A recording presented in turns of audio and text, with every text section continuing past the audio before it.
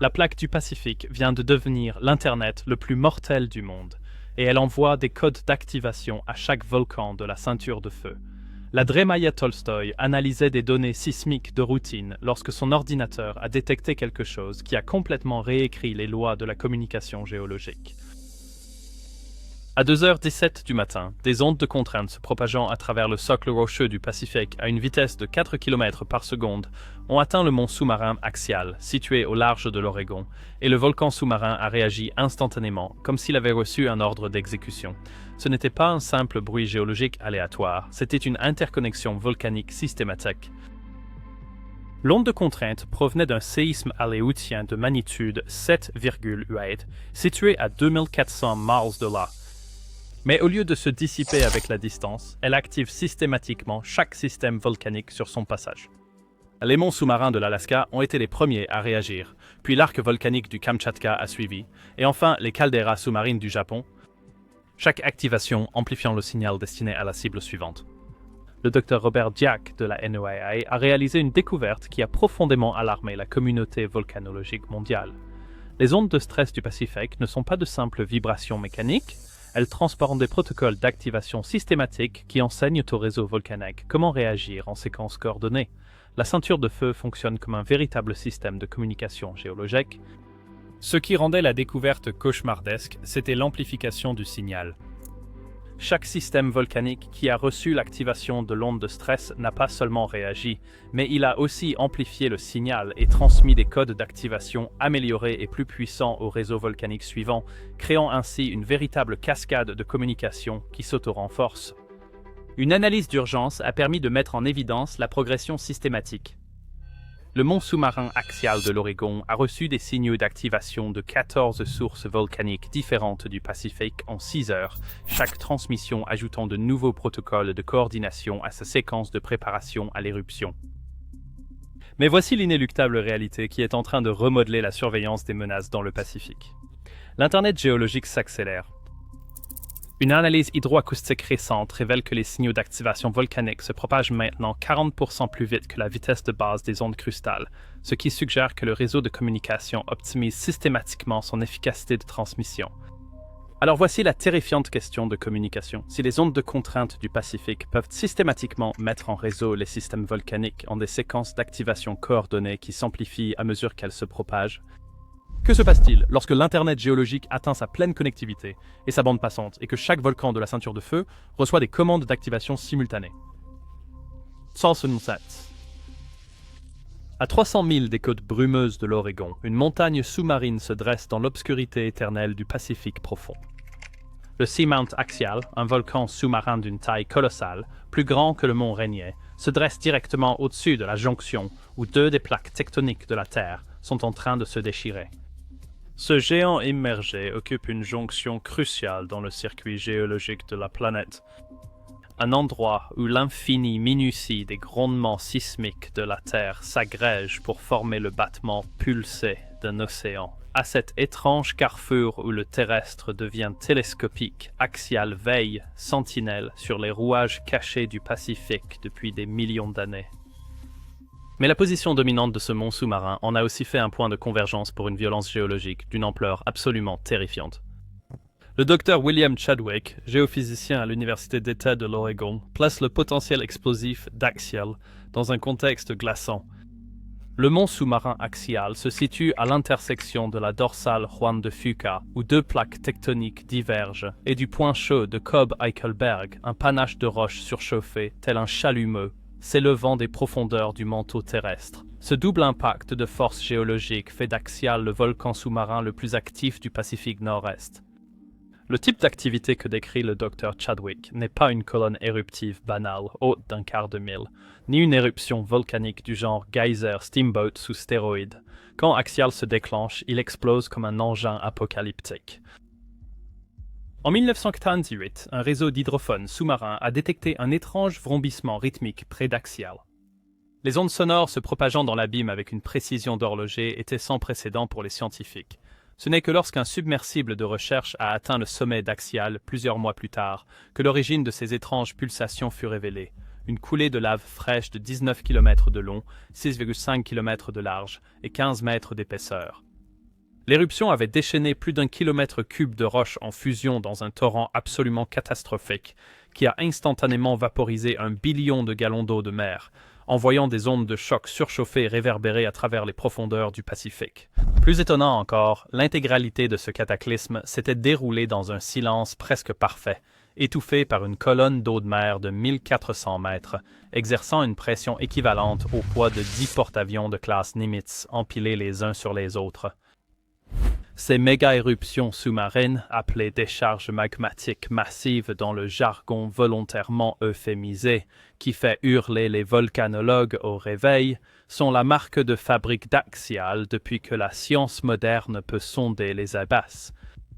L'inondation de lave de 1998 n'était pas un incident isolé, c'était juste le dernier paroxysme d'un cycle continu de dévastation des fonds marins, s'étendant sur des aires géologiques. Mais malgré leur spectacle destructeur, les éruptions d'Axial ont toujours été rassurantes par leur régularité et leur comportement. Tel un métronome géant crachant du magma, les monts sous-marins semblent suivre un cycle d'éruptions régulier et simple. La chambre magmatique se remplit, le fond marin gonfle, la lave s'échappe, le volcan se réinitialise, et ça se répète tous les 15 ans environ, régulier comme un battement de cœur planétaire, du moins c'était la théorie, jusqu'à ce que les séismes aient commencé. Il y a 2 ans, aux premières heures du 24 avril 2015, les sismomètres autour du mont Axial ont commencé à s'agiter avec une étrange nouvelle cadence. Au lieu du roulement de tambour habituel de plusieurs semaines de tremblements pré-éruptifs de la montagne, ces secousses étaient étrangement périodiques, arrivant avec la régularité précise d'une horloge de l'apocalypse qui tourne. Plus étrange encore, leur forme d'onde présentait une ressemblance frappante avec des signaux captés quelques jours plus tôt près d'un volcan sous-marin dans la fosse des Mariannes, à quelques 5000 miles au sud-ouest. On aurait dit que les deux montagnes communiquaient entre elles par une sorte de code morse sismique, une langue secrète échangeant des informations confidentielles à travers l'épaisseur de la croûte terrestre, à la manière de prisonniers qui frappent des messages codés à travers les parois épaisses de leurs cellules. Dans un premier temps, les chercheurs ont tenté de rejeter le signal Mariana comme une simple coïncidence, une forme de reconnaissance de motifs anthropomorphiques imposés sur le bruit insensé d'une planète qui craque perpétuellement ses jointures. Axial, après tout, n'avait jamais montré le moindre signe de sympathie obséismique pour des volcans lointains. Ces éruptions avaient toujours été des affaires résolument locales, marchant au rythme de leur propre tambour magmatique. Mais alors que les étranges secousses continuaient de pulser à travers les flancs rocheux d'Axial avec une précision métronomique, un sentiment d'appréhension commença à ronger les entrailles des chercheurs. Le comportement du mont sous-marin n'était pas seulement anormal, il était révélateur d'un changement de paradigme dans notre compréhension du fonctionnement des volcans terrestres. Dr. Robert Juck, géologue marin à la National Oceanic and Atmospheric Administration, a été le premier à assembler les pièces du puzzle.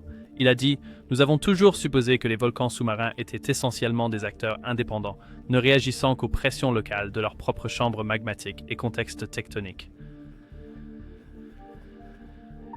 Mais ce que nous observons à Axial est une preuve manifeste et irréfutable d'un vaste réseau sismique interconnecté de communication, avec des volcans situés à des milliers de kilomètres de distance qui coordonnent leur comportement tels des instruments au sein d'une symphonie. Les implications du docteur? Les intuitions de Juck étaient stupéfiantes. Si le cycle d'éruption d'Axial était influencé par des déclencheurs sismiques lointains, cela signifiait que l'ensemble de la ceinture de feu, cette ceinture en forme de fer à cheval de marge tectonique qui représente 75% de l'activité volcanique mondiale, était potentiellement connecté dans un jeu de snap à l'échelle planétaire. Un simple grondement, s'il est placé au bon endroit, pourrait déclencher une véritable réaction en chaîne d'éruptions synchronisée, à la manière d'une rangée de pétards qui s'allument les uns après les autres, jusqu'à ce que l'ensemble de l'anneau explose simultanément. Et les informations qui affluaient d'Axial laissaient entendre que cette réaction en chaîne aux conséquences dévastatrices était peut-être déjà en train de se produire, tandis que les chercheurs observaient avec une horreur grandissante les étranges et nouveaux schémas sismiques d'Axial commençaient à se propager en ondes à travers l'ensemble du bassin pacifique, se répandant tel un virus à travers les circuits sous-marins de la ceinture de feu. L'un après l'autre, les monts sous-marins et les volcans sous-marins, auparavant inactifs, se sont mis à vibrer et à s'animer, secouant leur très long sommeil dans une sorte de tsunami au ralenti d'un réveil magmatique parfaitement coordonné. De la fosse des Mariannes jusqu'à la faille des Galapagos, les chuchotements sismiques se répandent, chaque volcan activé venant ajouter sa voix au cœur géologique grandissant. Les montagnes se parlaient entre elles, échangeant leurs points de vue sur les tactiques d'éruption, tels des généraux aguerris planifiant une grande campagne. Et à chaque nouveau sommet fraîchement rallié, la puissance et la portée du réseau s'accroissaient, ces signaux résonnants pénétraient toujours plus profondément jusqu'au cœur en fusion de la Terre. La docteure Maya Tolstoy, une géophysicienne marine de l'Observatoire de la Terre Lamont Doherty, rattachée à l'Université Columbia, a vu la propagation de ce phénomène qui s'accélérait avec un sentiment d'effroi qui montait en elle. Elle a déclaré « Ce que nous observons est en fait une véritable contagion volcanique, se propageant à travers la ceinture de feu comme une traînée de poudre. » Chaque mont sous-marin qui s'active ne fait pas que rejoindre le réseau, il amplifie et retransmet les signaux sismiques, créant une boucle de rétroaction positive qui approche rapidement un seuil critique. Ce seuil, selon le docteur, les modèles de Tolstoy est le point où les vibrations sismiques résonantes atteignent une masse critique géologique assez puissante pour déclencher une cascade d'éruptions catastrophiques qui ferait pâlir les pertes dévastatrices de Tambora, Krakatoa et du mont Sainte-Hélène. Le Dr Tolstoy avertit que nous pourrions assister à un effondrement systémique total de l'ensemble du pourtour pacifique. Des défaillances volcaniques simultanées à l'échelle hémisphérique, combinées aux méga-tsunamis et aux retombées de cendres mondiales qui en résulteraient. Il n'est pas exagéré de dire que nous faisons face à une menace existentielle pour la civilisation humaine. Au cœur de tout cela, palpitant tel le noyau radioactif d'un engin apocalyptique, se trouve le mont sous-marin Axial. La montagne qui a déclenché toute cette catastrophe en cascade s'apprête maintenant à l'achever, car sa chambre magmatique se gonfle de l'énergie sismique combinée d'une douzaine de volcans activés. Selon les dernières analyses bathymétriques, le sommet rocheux d'Axial a gonflé de façon spectaculaire de 8 mètres en quelques jours, un taux d'inflation qui éclipse tout ce qui a été enregistré dans les annales géologiques. Le mont sous-marin est un gigantesque ballon magmatique, étiré jusqu'à son point de rupture par la pression ascendante incessante de toute cette roche en fusion fraîchement connectée. Et quand il éclatera enfin, quand cette ultime poussée critique d'énergie sismique arrivera d'un de ses lointains compagnons d'armes, l'éruption qui s'ensuivra sera une explosion d'une violence presque inconcevable. Une bombe de magma qui détonne avec la puissance équivalente à 1 million d'Hiroshima, son onde de choc pulvérisant la plaque tectonique du Pacifique comme une simple assiette de table et propulsant des tsunamis d'une ampleur continentale, déferlait sur les littoraux sans défense de l'Amérique du Nord et de l'Asie. Il n'y aura aucun avertissement, pas de temps pour l'évacuation ou la préparation, seulement un éclair aveuglant de lumière à l'horizon, un roulement de tonnerre trop profond pour être perçu par les oreilles humaines, et puis l'annihilation totale. L'horloge tourne pour l'apocalypse volcanique de la ceinture de feu, et nous n'avons plus de temps. Mais peut-être que l'aspect le plus glaçant de cette apocalypse qui se déploie n'est pas l'ampleur colossale de la destruction qu'elle menace, mais la dure et implacable prise de conscience que nous sommes totalement impuissants à l'arrêter. Les forces en jeu ici, ces réseaux planétaires de causes et d'effets géologiques, opèrent à des échelles de temps et d'énergie qui ridiculisent nos faibles tentatives d'intervention humaine. Nous ne sommes que des poussières éphémères à la dérive dans les rouages implacables d'un moteur planétaire. Un moteur que, malgré toute notre prétendue prouesse scientifique, nous commençons seulement maintenant à comprendre. Un moteur dont le système d'exploitation lui-même, dont la matrice en réseau de codes magmatiques et de circuits sismiques, pourrait avoir été mis à nu par les machinations impénétrables d'un unique volcan sous-marin au large des côtes de l'Oregon.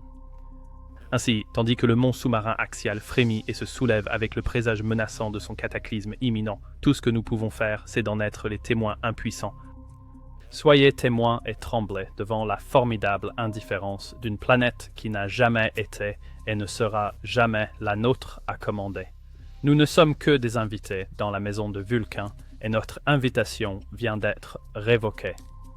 Si cette vision d'un Armageddon volcanique imminent sur Terre vous a glacé jusqu'aux os, je vous encourage vivement à vous abonner à Earth Attacks, votre référence pour les tout derniers murmures sismiques qui annoncent la destruction ardente de notre planète. Tenez-vous informés. Restez toujours terrifiés. Et rappelez-vous, lorsque les montagnes s'expriment, nous ferions bien de les écouter.